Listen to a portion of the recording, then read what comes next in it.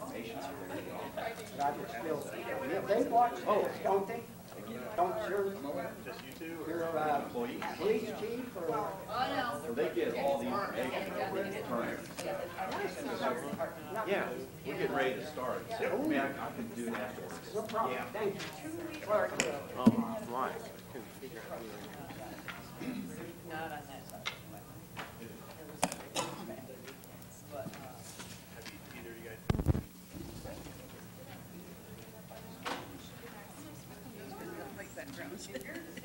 I don't know. Everybody ready? When is there bad weather? This time I'd like to call the January 21st City of Vandalia Council meeting to order. We'll start with a moment of reflection, followed by the Pledge of Allegiance to the flag.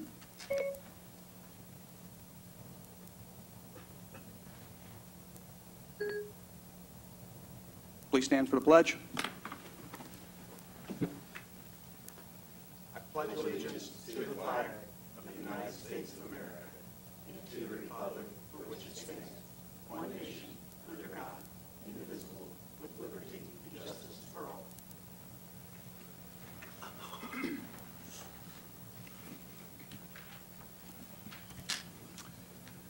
Okay, Council, you've had an opportunity to review the study session minutes of December 16th, the council meeting minutes of December 16th, and the council special meeting minutes of December 20th. Are there any comments or corrections? Being none, they stand approved. We have no communications, petitions, or awards, nor do we have any public hearing. And that brings us to comments from interested citizens. If you'd like to make a comment, please step to the podium, state your name and address for the record, and your comment.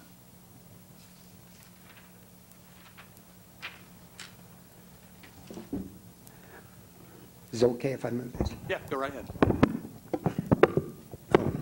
Forgot it. It's stationary. It's not flexible. My name's David Todd. I live at 156 Colebrook Drive, Vandalia, Ohio. Okay. Try not to make this very long. I have a situation that involves two of your officers, Vandalia police officers. I am a full-time caregiver for my wife, not only her husband, a caregiver, an advocate.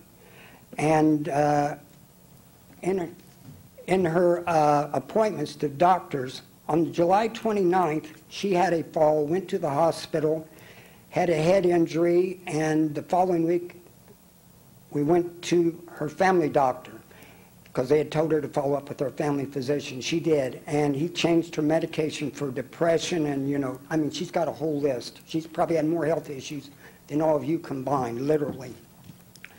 So after that, we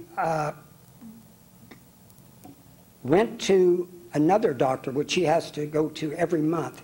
And while we were there, and we brought this to his attention, the woman's doctor. The nurse practitioner came in, took her blood pressure. Her blood pressure was off the scale. She's depressed and not feeling good. She didn't want to answer. So I answered, because I'm with my wife all the time.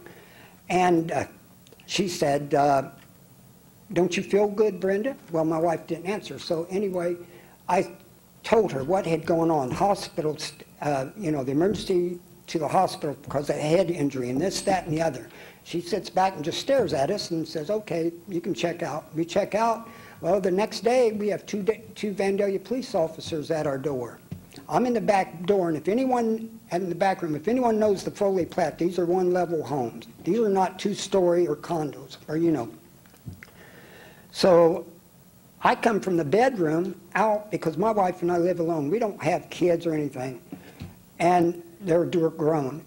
And I come out, and the first thing I ask when I see the police officer, why are you on my property? Because this goes back to 3 years ago. They came to my door twice, unannounced. I never made the call, and there's 4 officers there. And I said, what's going on? Are you okay? I said, why wouldn't I be? I'm in the kitchen cooking. So eventually, after 2 times, I had the dispatcher put in the comment line not to come on my property unless I call them out. Okay, the officer said, well, we're here on a welfare check. My wife said, welfare check of whom? And this was Colesworth and Wayner that were at our home. Officer Wayner said, I can't tell you.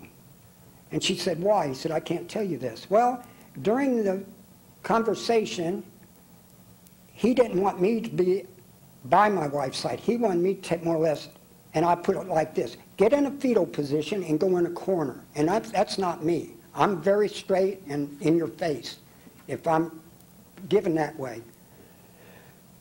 So I stood there, and in their report, they put things that were contradictory to what actually happened. They put me as the bad person, and I explained to him, I'm a full-time caregiver, and, you know, we spent 15 minutes at the front door. The front door is wide open, July 22nd, or July 30th, I'm sorry, 31st, pardon me, 31st. Door's open, it's 88 degrees out. I could have said, let's close the door, put the window down because I've got my air going. And so in the end, he left. Now, I would never go through this again, and I think anyone in our community, they could have Alzheimer's, dementia, anything. And the police come to your door, that's one thing.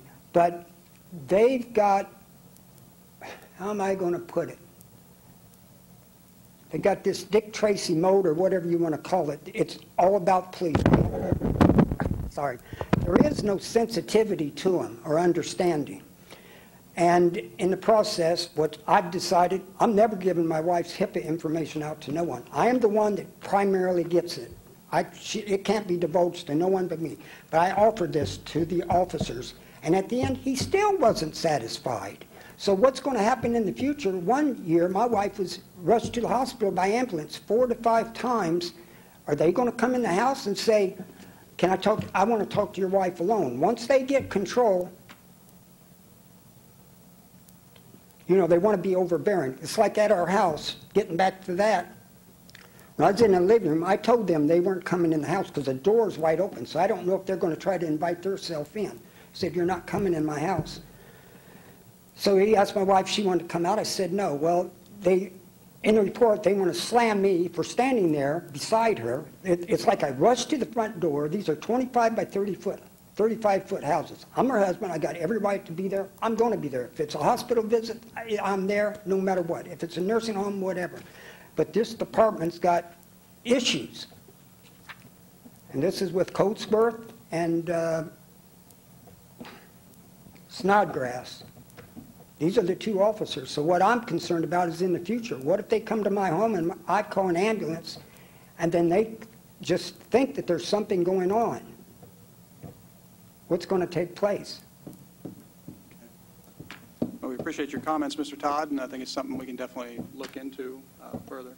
Yeah, I'll have Chief Althouse look into this, and we'll get information to council on the incident and what happened and why they were at the residence. And you think they'll tell you the truth? I know they will. I've never found a policeman that would. And I won't take your time up. When Chief Knight or Doug Knight was here, he was, like I told Mike, he was not only a police officer, he didn't take sides, he had an ear, he would listen. I had officers lie to me to my face. This was on their cruiser, and he picked up the audio. And he said, I will stop this right now so it can't be erased. He checked it, but I don't trust our police department one bit. Thank you. Okay. Thank you.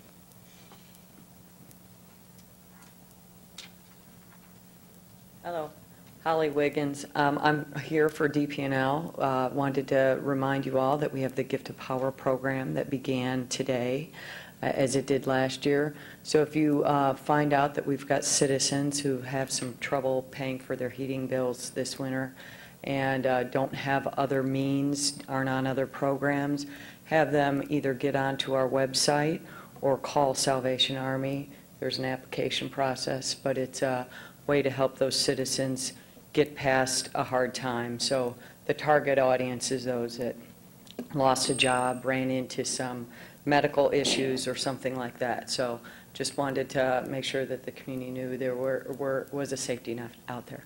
Thank you. Thank you. Anyone else? All right, we'll move on to the city manager's report, where we have no information items or action items. We have no old business, and that brings us to our first resolution of the night. Ms. Brzezinski, by title only. Yes, sir. Resolution 20-R-02, a resolution authorizing the purchase of a sand storage upgrade requested by the IT department from Dayton Technology Group Incorporated, DTGI, at government procurement contract pricing amounts totaling $139,989.98. Excuse me. Thank you. Mr. Cruzy? Thank you, Your Honor. So $145,000 is appropriated for the upgrade of the city's storage area network storage, which allows the city to locally host large amounts of data that is utilized by our servers in our departments. The IT department had received a quote from DTGI, who was a Vandalia-based reseller. This quote is less than the GSA cooperative purchasing schedule. We also have an additional $4,500 in cost that's estimated for connectors and adapters from our various vendors. Again, those will be purchased separately. Thank you. Do I have a motion? Your Honor, I'll move that we approve Resolution 20-R-02 as presented. Second. I have a motion by Councilmember Lewis and a second by Councilmember Farce that we approve Resolution 20-R-02. Please call the roll. Yes, sir. Councilman Lewis. Yes. Councilwoman Constance Woods. Yes. Councilman Blakesley. Yes. Councilman Corey Follick. Yes. Councilwoman Candace Farst. Yes. And Mayor Richard Herbst. Yes, and the motion passes 6-0. We have no ordinances in their first reading. We do have one in its second reading, and that is ordinance 20-01. Ms. Brzezinski? Yes, sir. Ordinance 20-01, an ordinance rezoning 0.232 acres of property commonly known as part of 1 East National Road from office residential to office service and amending the zoning map of the city. Thank you. Mr. Cruzy? Thank you, Your Honor. So Harris Harbor is requesting a rezoning of approximately 0.232 acres at 1 East National Road from office residential to office service. The subject property totals 0.723 acres, which is comprised of 2 different zoning classifications. The remaining 0.491 acres is already zoned office service. The purpose of this rezoning is to bring the entire lot under one zoning classification. Thank you. And since this is a ordinance in its second reading, we will open it up for public hearing. So if you'd like to make a comment, please step to the podium, state your name, address for the record, and your comment. Being none, I'll close the public hearing. Do I have a motion? Make a motion that we approve ordinance 20-01 in its second reading. Second. I got a motion by Councilmember Blakesley and a second by Councilmember Follick that we approve ordinance 20-01 in its second reading. Can you please call the roll? Yes, sir. Councilwoman Woods. Yes. Councilman Blakesley. Yes. Councilman Follick. Yes. Councilwoman Farce. Yes. Councilman Lewis. Yes. Mayor Herbst. Yes, and the motion passes 6-0. We have no emergency ordinances. We do have reports from boards and commissions. Council, you do see, or you have reviewed the Board of Zoning Appeals minutes of December 11th. Are there any comments?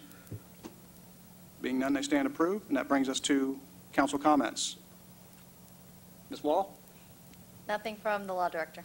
All right, thank you. Mr. Cruzy? Nothing this evening. Councilman Lewis? Nothing. Perhaps could the city manager give us an update on the cable installation going on in town? An update? MetroNet? Well, again, yeah, I mean, so MetroNet is Right. in the process of installing fiber optic cable through our neighborhoods. So they're doing this in the utility easement. So everybody, most properties have, along your side and rear property lines, a 5-foot utility easement on each side. They are a public utility, so they are allowed to perform work there. But if you have issues with the workmanship or how they've, when they're done, how they left your yard, again, you can give the city a call, and we can get a hold of MetroNet and have them get out there to make additional repairs if needed. Thank you. People had asked, and I had forgotten to ask you at the workshop.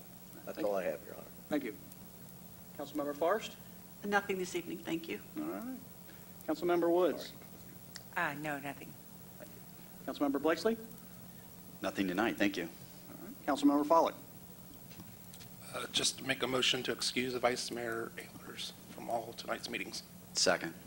All right, I have a motion by Councilmember Follick, and a second by Councilman Blakesley, that we excuse Vice Mayor Ehlers from all of tonight's meetings. We need to call the roll on that. Yes. Call the roll. All righty. Councilman Blakesley? Yes. Councilman Pollock? Yes. Councilwoman Parks? Yes. Councilman Lewis? Yes? Councilwoman Wood? Yes.